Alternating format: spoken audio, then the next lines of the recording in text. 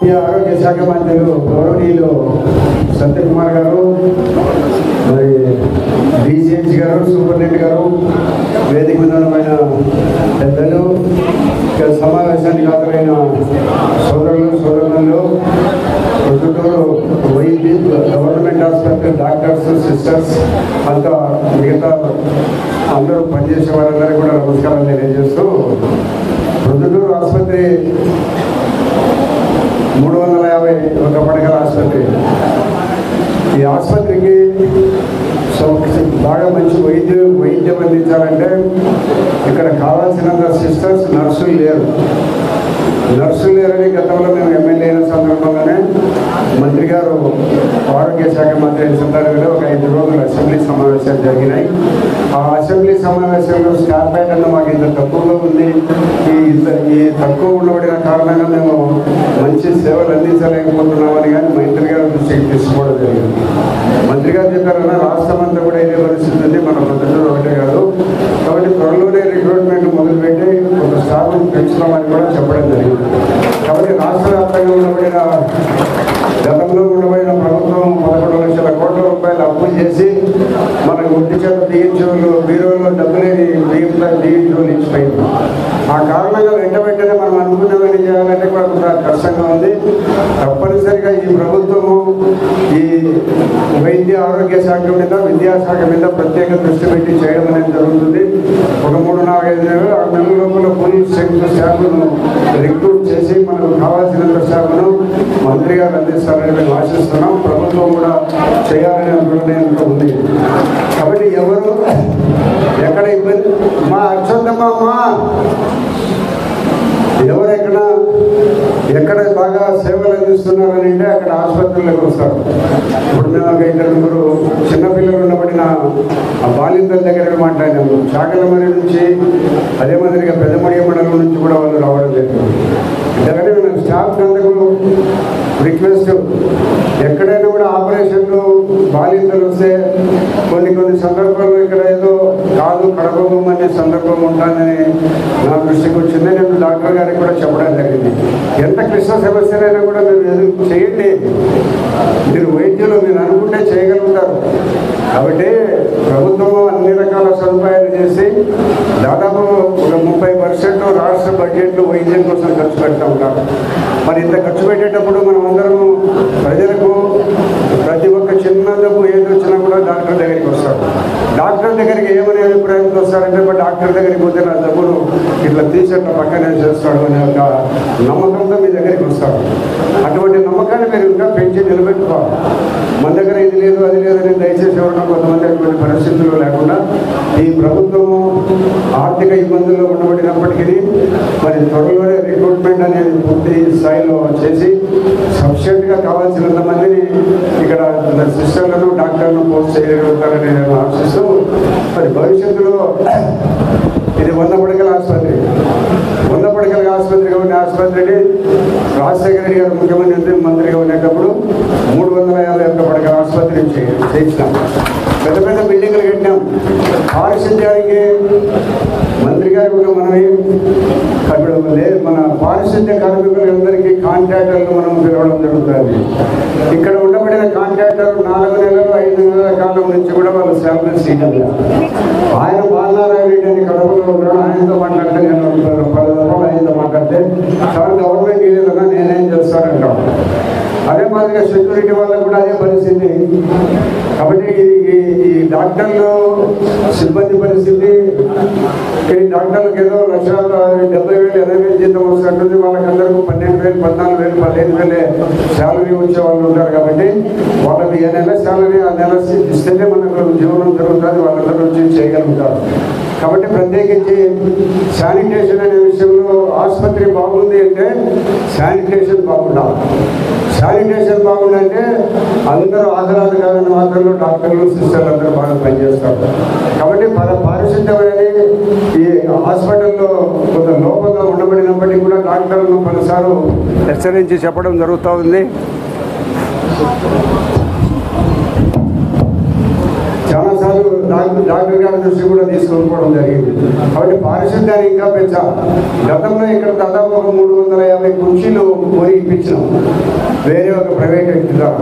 Doctor గారికి చెప్పినా ఇంకా ఏమైనా కుర్చీలు అవసరమైతే ఒక డోనర్ని ఏర్పాటు చేసి ఒక 100 కుర్చీల వరకు మీకు కొని ఇప్పిస్తామని కూడా నేను చెప్పడం కూడా జరుగుతూ ఉంది.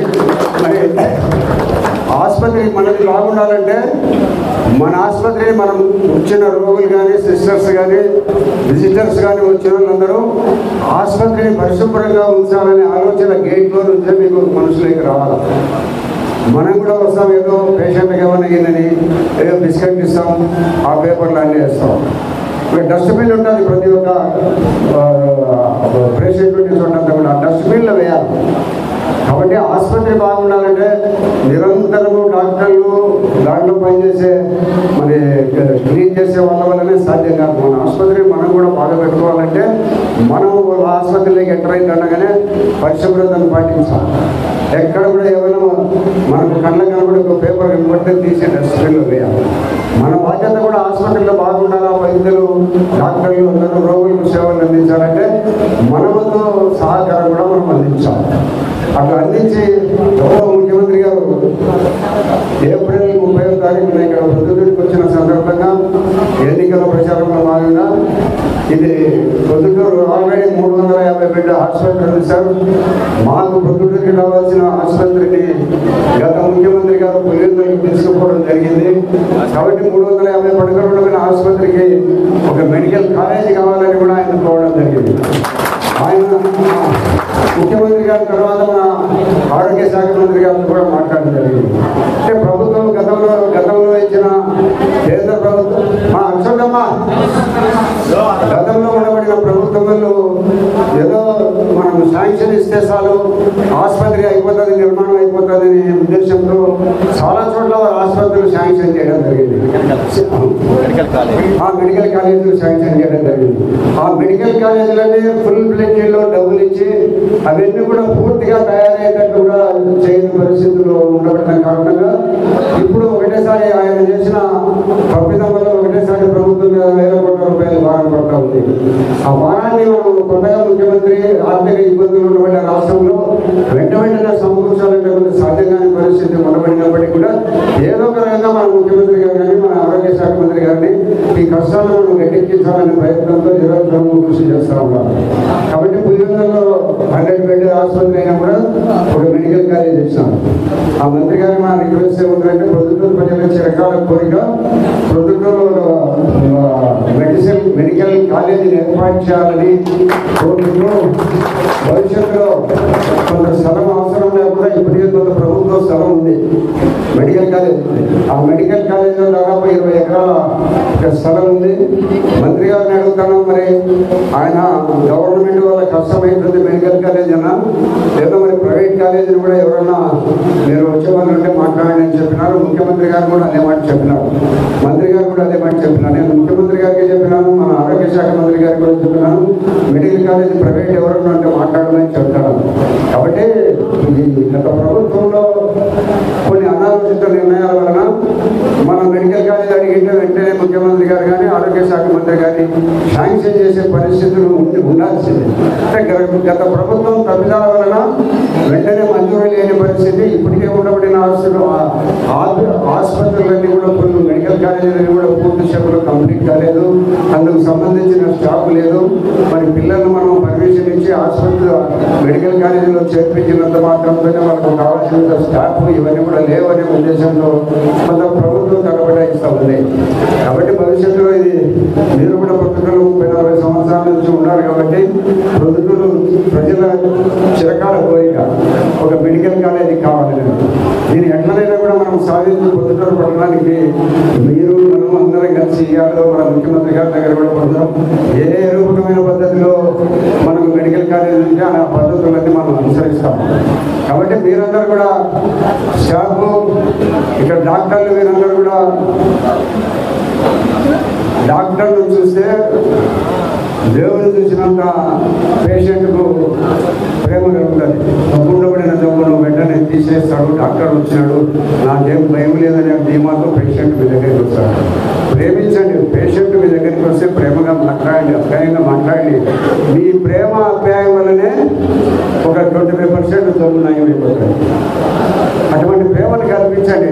మనకేదో ఉద్యోగం కాదు, మాకందరికీ అటువంటి అవకాశం இல்லை. డాక్టర్లు సిస్టర్లు మీకే అవకాశం ఇచ్చినారు.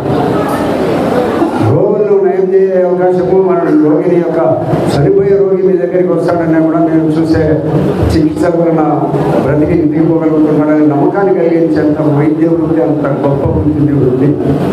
కాబట్టి అందరూ కూడా మీరు మన దగ్గరికి వచ్చిన వాళ్ళందరినీ బాగా పేషెంట్లందరినీ చూసి రకరకాలుగా పేషెంట్లు కోరికలు ఉంటుంటాయి, కోరికలకు ఓపికతో సమాధానం చెప్పి వారందరినీ కూడా నయం చేసి పంపించాలా. త్వరలోనే ఈ ఆసుపత్రికి మంత్రి గారు రిక్రూట్మెంట్ అయిన తర్వాత పూర్తి ఫుల్ స్టేప్లో స్టాఫ్ను డాక్టర్లు అందరినీ అడిగి జరిగింది. కొన్ని పరికరాలు కూడా ఏదో తప్పులు ఉన్నాయని డాక్టర్ గారు చెప్పడం జరిగింది ఇచ్చిన రిపోర్ట్లో. అవి కూడా మా ఆసుపత్రికి వెంటనే మీరు మంత్రి గారిని కోరుతున్నాము. వెంటనే ఇప్పుడు ఇవ్వగలిగేటండి, ఇవ్వండి. దానివల్ల టైం పడుతుందంటే కొంచెం టైం తీసుకున్న తర్వాత అయినా కూడా ఆ పరికరాలను మాకు అందజేయాల్సిందే కోరుకుంటూ, మరి ఎలక్ట్రీషియన్ మేడం చెప్పిన ఎలక్ట్రీషియన్ పోస్ట్ అవసరమే.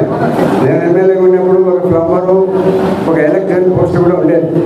అప్పుడు అందరూ కూడా చేస్తూ ఉన్నారు. ముందేటి ఉండిపోతే ఎప్పుడో ఈ కరెంటు ఎప్పుడైనా పోతే అత్యవసర పరిస్థితుల్లో కరెంటు పోగలిగినప్పుడు కరెంటు ప్లంబర్ కానీ ఎలక్ట్రీషియన్ కానీ ఉంటే వెంటనే చేసుకోవడానికి అవకాశం ఉంటుంది. కాబట్టి మీరు పొద్దుటూరు వచ్చి మన ప్రభుత్వ ఆసుపత్రిని సందర్శించి మీరు పొద్దుటూరు యొక్క ఆసుపత్రిని డెవలప్మెంట్ కోసం వచ్చిన మీరు భవిష్యత్తులో మంచి డెవలప్మెంట్ కోరుకోవాలని చేసేదానికోసం మీరు నిర్ణయాలు తీసుకోవాలని కోరుకుంటూ, ఈ ఆసుపత్రికి డాక్టర్ గారికి మేడం గారికి వస్తుంది నిరంతరము పారిశుద్ధ్యాన్ని చూడండి.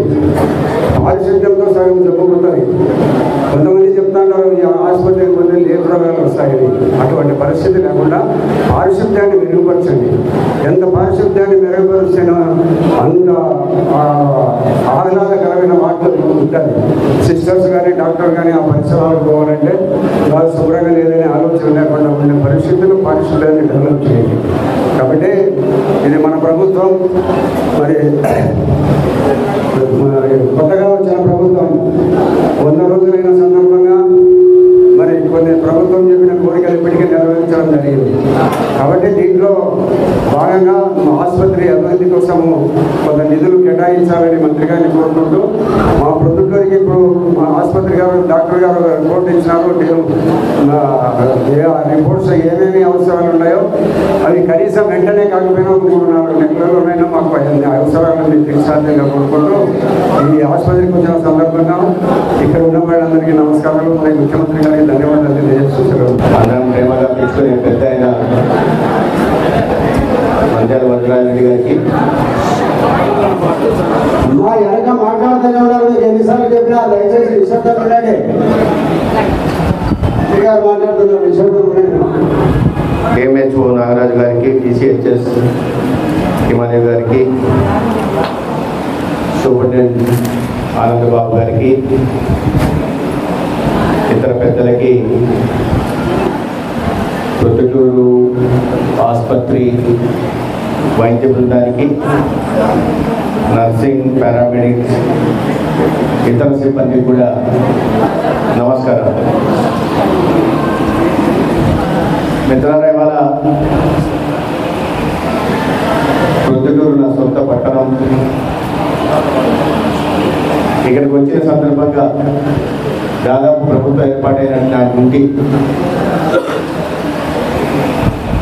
పొందరెడ్డి గారు ఒకసారి ప్రొద్దుటూరు రావాలి, ప్రధానంగా ఆసుపత్రిని చూడాలి, విజిట్ చేసి అక్కడ ఏమేమి కొరతలు ఉన్నాయి, చాలా కొరతలు ఉన్నాయి, వాటిని ప్రభుత్వం దృష్టికి తీసుకెళ్ళి తీర్చే ప్రయత్నం చేయాల్సిందిగా వాళ్ళు చెప్పడం జరిగింది. దాంట్లో భాగంగా ఇవాళ ఆసుపత్రికి రావడం, ఇక్కడ ఆసుపత్రి చూడడం, లేబర్ రూమ్ దగ్గర నుంచి నా పొద్దుటూరు మర్చిపోకు. లేదు నా చరిత్రలో నిలబడిపోవాలి అట్లే.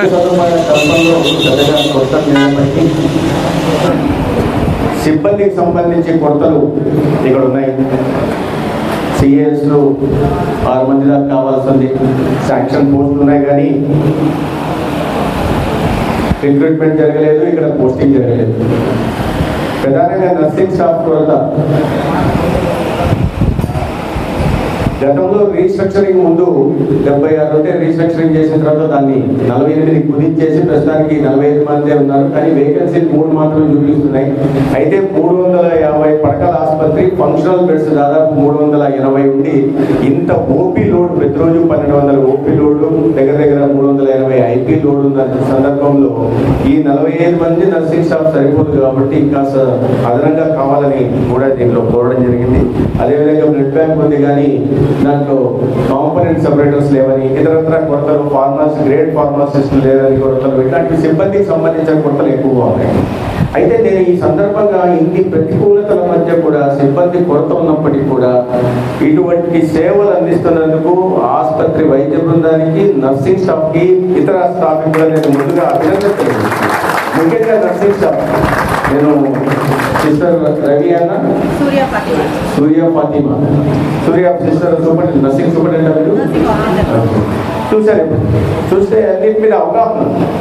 నిజంగా నర్సింగ్ స్టాఫ్ మీరు ఇంత పగలు రాత్రి 24/7 సేవలు అందిస్తున్నారు కాబట్టి మీ మీద విశ్వాసంతో ఇంత ఓపీలో ప్రజలు విశ్వాసం పెంచగలిగారు అంటే నిజంగా దానికి మిమ్మల్ని అభినందించాలి.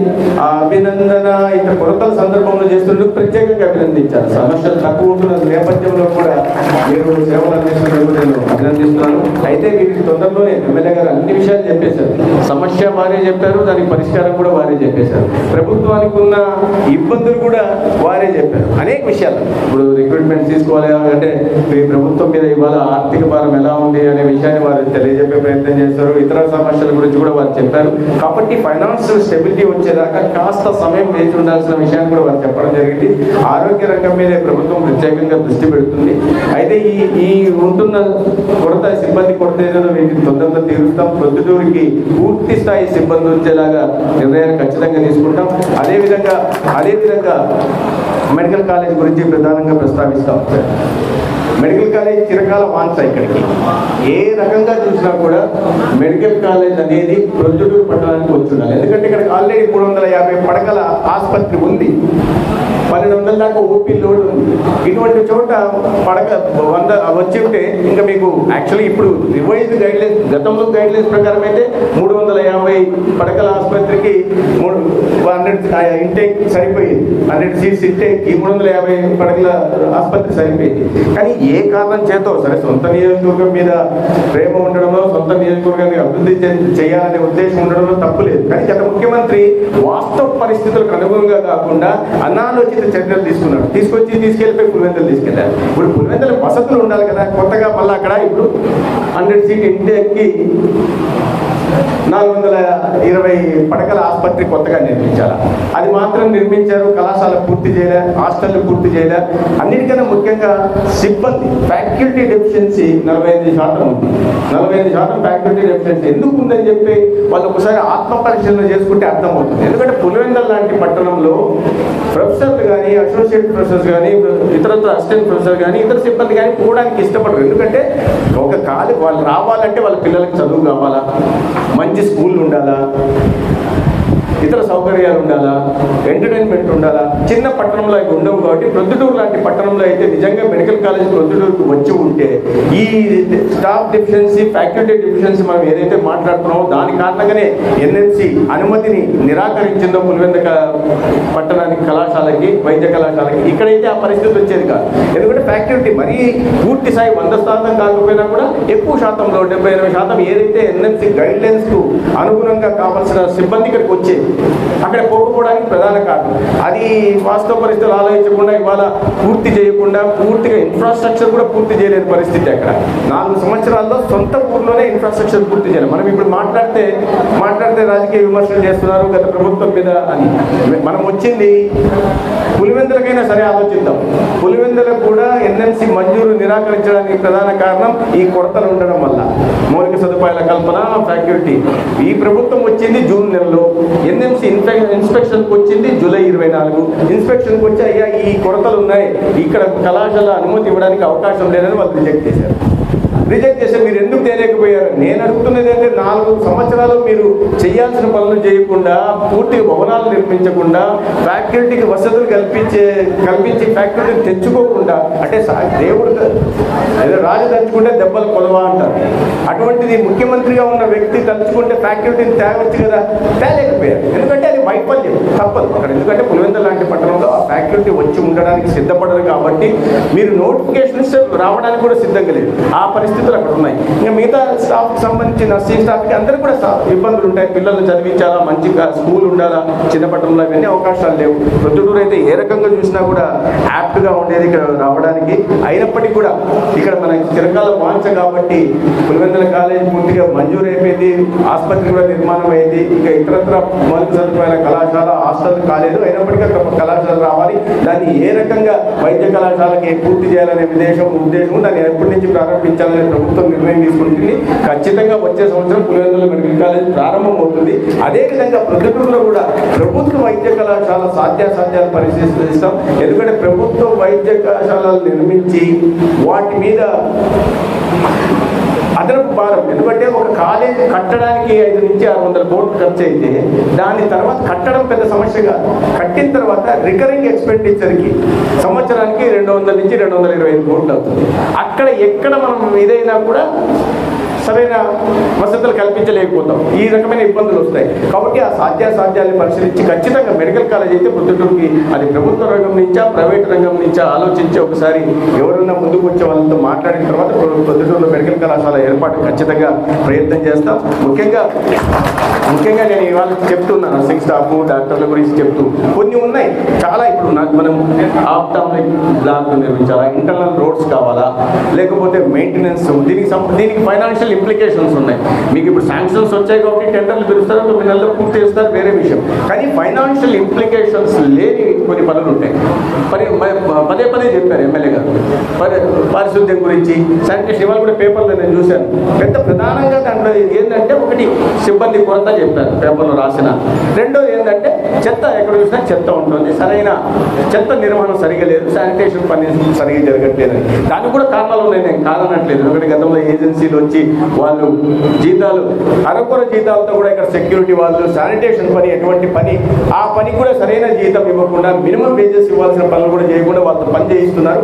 ఇబ్బందులు ఉన్నాయి. అయినప్పటికీ కూడా మనం వచ్చిన తర్వాత మనం ప్రభుత్వ ఆసుపత్రులు అంటే నరేంద్ర మోడీ గారు ఇప్పుడు ఆసుపత్రులకి ఆరోగ్య మందిర్ అని పేరు పెట్టారు. మందిరం అని ఏమంటాం మనం? దేవాలయాన్ని మందిరం అంటాం. చికిత్సాలయాలు కూడా దేవాలయాలతో సమానంగా చూశారు కాబట్టి వీటికి ఆరోగ్య మందిర్ అని పేరు పెట్టారు. అదే సమయంలో ఇక్కడ ఉన్న డాక్టర్లు కానీ లేదా నర్సింగ్ స్టాఫ్ కానీ తొల్లెకోటు వేసుకున్న దేవుళ్ళు లాంటి వాళ్ళు. ఎందుకంటే ప్రాణం పోసేది దేవుడు అయితే ప్రాణం నిలిపేది మీ కారణంగా ప్రాణం నిలబడుతుంది. మీ మీద నమ్మకంతో వస్తాడు. అక్కడ దేవుడిని అయ్యా మాకు అది కావాలి ఇది కావాలనుకుంటారు. దేవుడు ఇస్తాడో లేదో తెలియదు. కానీ ఇబ్బందుల్లో ఉన్నప్పుడు, అనారోగ్య పరిస్థితుల్లో ఉన్నప్పుడు మీ దగ్గరకు వస్తే మీరు వాళ్ళని నవ్వుతూ ఆప్యాయంగా మాట్లాడమని చెప్పారు ఎమ్మెల్యే. నవ్వుతూ మాట్లాడి వాళ్ళ సమస్య, వాళ్ళ ఇబ్బందుల్లో ఉన్నప్పుడు వాళ్ళకి చెప్పడం రాకపోవచ్చు, బిహేవియర్ ప్రాబ్లమ్స్ ఉండొచ్చు. అయితే వాళ్ళు విసుక్కోకుండా నవ్వుతూ మాట్లాడాలి. ఎందుకంటే మీ నర్సింగ్ స్టాఫ్లో కానీ డాక్టర్లో కానీ మీరు కోరి ఎంచుకున్న ప్రొఫెషన్ ఇది. చాలా పవిత్రమైన ప్రొఫెషన్ని మీరు ఎంచుకున్నారు కాబట్టి దాంట్లో ఒడిదుడుకులు ఉంటాయి. వాటిని తట్టుకుంటూనే నవ్వుతూ మాట్లాడాలి. ఏది నవ్వుతూ, receive with a smile and see off with a smile. మీరు వాళ్ళని వస్తున్నప్పుడు నవ్వుతూ స్వాగతించండి, మాట్లాడిన తర్వాత నవ్వుతూనే పంపండి. ఓపీ సేవలు ప్రధానంగా ఇప్పుడు నేను చెప్పినట్టుగా ఫైనాన్షియల్ ఇంప్లికేషన్స్ లేవు. లోడ్ ఉంది, మీ మీద విపరీతమైన లోడ్ ఉంది. అయినప్పటికీ కూడా దాన్ని సెగ్రిగేట్ చేసుకుంటూ ఓపీ సేవలు మాత్రం శీఘ్రగతిని అందేలాగా చూడాలా. ఎక్కువసేపు అడిగాను, నేను అడిగితే చాలాసేపు ఏం కాలేదండి, క్యాజువాలిటీ వచ్చాము 5 నిమిషాల్లో. అది ఓపీ సేవలు ఎక్కువ సమయం తీసుకోకుండా జాగ్రత్తలు తీసుకోండి. కావాలంటే కౌంటర్లు పెట్టే ప్రయత్నం చేయండి. ఏ డాక్టర్ అయితే ఎక్కడైతే ఓపీ సేవలు చేసిన తర్వాత ఏదైతే రోగ తీర్థాల్లో లేదా రక్త పరీక్షలు చేస్తే ఇది కూడా మీకు చిన్న ప్లేస్లోనే ఉంది కాబట్టి 5 ఎకరాల్లోనే ఉంది కాబట్టి దూరంగా ఉండకపోవచ్చు, కానీ రక్త సేకరణ కానీ ఆ పరీక్షలు కానీ అక్కడే చేసి మధ్యాహ్నం లోపలే ఆ రిజల్ట్ కూడా ఇవ్వగలిగితే దానికి ఒక టెక్నాలజీ కూడా డెవలప్ చేస్తున్నారు. SMS ద్వారా కానీ లేదా వాట్సాప్ ద్వారా పంపించి వాళ్ళందరూ చూసుకుంటున్నారు కాబట్టి పంపించి అదే డాక్టరు మళ్ళీ సెకండ్ హాఫ్లో ఓపీ సమయంలో చూసేలా కూడా చేస్తే వాళ్ళకు సాటిస్ఫాక్షన్. మనకు కావాల్సిందంటే పేషెంట్ పబ్లిక్ సాటిస్ఫాక్షన్, దాన్ని ఇంప్రూవ్ చేయాల్సి వస్తూనే వస్తున్న క్లీన్లీ అట్మాస్ఫియర్. దానికోసం మీరు పిల్ల గారు చెప్పారు, నేను కూడా చెప్తున్నా, ఊళ్ళో కొంతమందితో మాట్లాడతాం. ప్రభుత్వం వైపు నుంచి చేయగలిగి చేయొచ్చు, కానీ కొన్ని పరిశుభ్రత పెంచడానికి, గ్రీనరీ పెంచడానికి అనేక మంది దాతలు ముందుకు వస్తారు. అనాదిగా జరుగుతున్నదే. విద్యాలయాల్లో, స్కూళ్ళల్లో కానీ వైద్యశాలల్లో కానీ దాతలు ముందుకు వచ్చేవాళ్ళు. ఇప్పుడు కూడా దాతలు ముందుకు వస్తారు. ప్రభుత్వం నుంచి పెద్ద స్థాయిలో చేయాల్సిన ఇప్పుడు 20 కోట్ల పనులు చేయాలి, మెయింటెనెన్స్ పనులు, దాతలను అడగలేదు కాబట్టి అది ప్రభుత్వం తరఫున చేస్తాం. కానీ చిన్న చిన్న పనుల్ని HDS నుంచి కూడా మీకు తెలుస్తుంది. HDSలో కూడా మీ సంవత్సరంలో HDS నుంచి కూడా ప్రతి పని చేయలేదు. ఇప్పుడు డోబీ కూడా దాంట్లోనే కట్టాలా, ఇతరత్ర చిన్న చిన్న పనులు కూడా HDS నుంచే చూడాలి. కాబట్టి దాతలను అడగడానికి అవకాశం ఉంది. చాలా మంది ముందుకు వస్తాయా కదా, గ్రీనరీ మీ పేరు పెట్టుకోండి, గ్రీనరీ డెవలప్ చేయండి అంటే ముందుకు వచ్చే పరిస్థితి. ఇతరత్ర చిన్న చిన్న పనులు అంటే ముందుకు రావడానికి. దీనికి ప్రధానంగా ఇంకా మనకు ఫార్మసీ కాలేజ్ ఉంది అనుకున్నాం. ఓపీ సేవల్లో వాళ్ళతో మాట్లాడి మీకు బాగా లోడ్ ఉన్న రోజులు ఏ రోజు చూసుకొని ఆ రోజుల్లో ఫార్మసీ వాళ్ళను, ఆ కాలేజ్ వాళ్ళని మాట్లాడి రమ్మని కొద్దిగా అసిస్టెన్స్ ఇవ్వమంటే ఇస్తారు. తర్వాత ఒక ఫీడ్బ్యాక్ సిస్టమ్ కూడా డెవలప్ చేసుకుంటే బాగుంటుంది. ఎలా పేషెంట్ సాటిస్ఫాక్షన్ ఉందా లేదా అనేది. అందుకని ఒక థర్డ్ పార్టీ ఏదైనా ఇంజనీరింగ్ కాలేజ్ స్టూడెంట్స్కో ఇంకోరికో మాట్లాడి సూపరింటెండెంట్ గారు, DCH, DMHO గారు దీని మీద కొద్దిగా శ్రద్ధ పెట్టాలి. ఎందుకంటే మనం ఒక 30 పాయింట్ యాక్షన్ ప్లాన్ కూడా ఇటీవల రిలీజ్ చేశాం. 30 పాయింట్ యాక్షన్ ప్లాన్ ఏంటి? 20 అంశాలను గుర్తించాం. ఏవైతే వెంటనే ఓపీ సేవలు కానీ లేదా సైనేజ్ బోర్డు ఉండడం కానీ లేదా ఎక్కడెక్కడ చిన్న చిన్న అవినీతి జరుగుతుంటే 104కు కాల్ చేయించడం కానీ ఇటువంటి ఒక 20 పాయింట్ యాక్షన్ ప్లాన్ ఇమీడియట్గా తక్షణమే మనం చేయగలిగిన పనులు ఉన్నాయి. కొన్ని పనులు ఉన్నాయి దీర్ఘకాలిక మధ్యకాలిక సమయం పడుతుంది, 2 ఏళ్ళు పట్టచ్చు. కొన్ని పనులు 3-4 ఏళ్ళు పట్టచ్చు. కాబట్టి పేషెంట్ సాటిస్ఫాక్షన్, పబ్లిక్ సాటిస్ఫాక్షన్ పెంచే దిశగా ఈ తక్షణమే తీసుకోవాల్సిన ఏవైతే చెప్పామో వాటిని తీసుకుంటే బాగుంటుంది. ఒకసారి థర్డ్ పార్టీకి ఇది కూడా మీకు మంచి మౌలిక సదుపాయాలు ఉన్నాయి కంపారేటివ్లీ. మీరు ఇటువంటి హాల్ నిజంగా ఇటువంటి హాల్ ఎమ్మెల్యే గారికి ధన్యవాదాలు చెప్పాలి. ఎందుకంటే 100 పడకలు దాన్ని తీసుకెళ్ళి 350 పడకలు చేసి ఇంత మంచి హాల్ మామూలుగా గుంటూరు GGHలో లేదు, గుంటూరు GGHలో లేదు, KGHలో కూడా లేదు. విశాఖపట్నంలో 170 సంవత్సరాల ప్రతిష్టాత్మక అనేది చిన్న హాల్ ఉంటుంది. దాంట్లో ఇక్కడ అక్వాస్టిక్స్ లేవు, ఏసీలు లేవు, ఈ పక్కన పెట్టేయండి. ఎందుకంటే అవి ప్రధాన అవసరం అది కాదు. ఇప్పుడు ప్రధాన అవసరం దీంట్లో బ్లడ్ బ్యాంక్లో ఏసీలు కావాలా. ఖచ్చితంగా ఎవరన్నా అడిగితే మాత్రం బ్లడ్ బ్యాంక్లో ఏసీలు ఇవ్వడానికి ముందుకు వస్తారు. మీరు 10 టేబుల్ కావాలన్నారు, వాటిని ఇవ్వడానికి ముందుకు వస్తారు. అవి తయారు చేసేవాడిని ఖచ్చితంగా ఎవరికైనా దాతలు చెప్పే ప్రయత్నం చేస్తాం. ఇతరత్ర ఇప్పుడు సిబ్బంది ఉంది, సిబ్బందిని దాతలు తీసుకొచ్చి పెట్టలేదు, ఖచ్చితంగా మనమే పెట్టాలి.